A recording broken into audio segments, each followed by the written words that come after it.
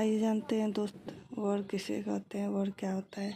वर्ण भाषा की सबसे छोटी इकाई होती है जिसके और टुकड़े नहीं किए जा सकते।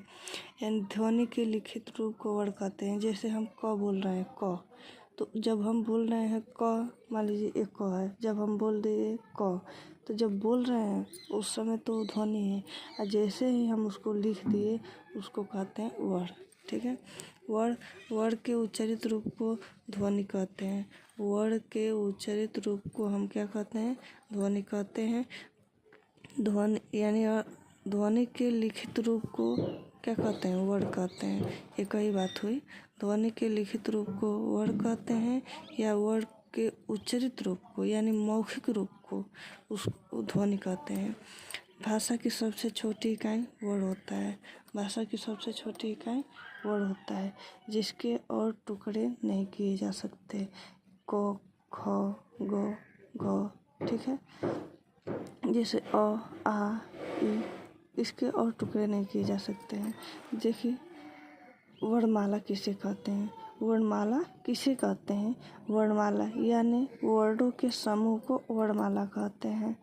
वर्णों के समूह को वर्णमाला कहते हैं। वर्णों के क्रमबद्ध एवं व्यवस्थित रूप को वर्णमाला कहते हैं। जैसे स्वर में आता है ह्रस्व स्वर, दीर्घ स्वर, प्लुत स्वर, फिर व्यंजन आता है, व्यंजन में स्पर्श व्यंजन इत्यादि आते हैं। यानी कि जब कोई भी वर्ण क्रमबद्ध व्यवस्थित तरीके से आए उसे वर्णमाला कहते हैं। ठीक है। वर्णों के भेद, वर्ण के कितने भेद होते हैं, वर्ण कितने प्रकार होते हैं, तो वर्ण के दो प्रकार होते हैं। वर्ण दो प्रकार के होते हैं, स्वर और व्यंजन।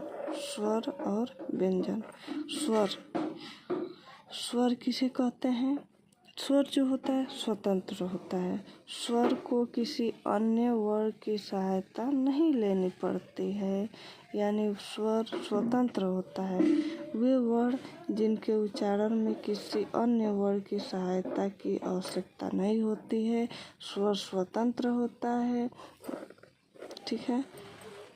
जैसे अ, आ, ई, उ इत्यादि इत्यादि।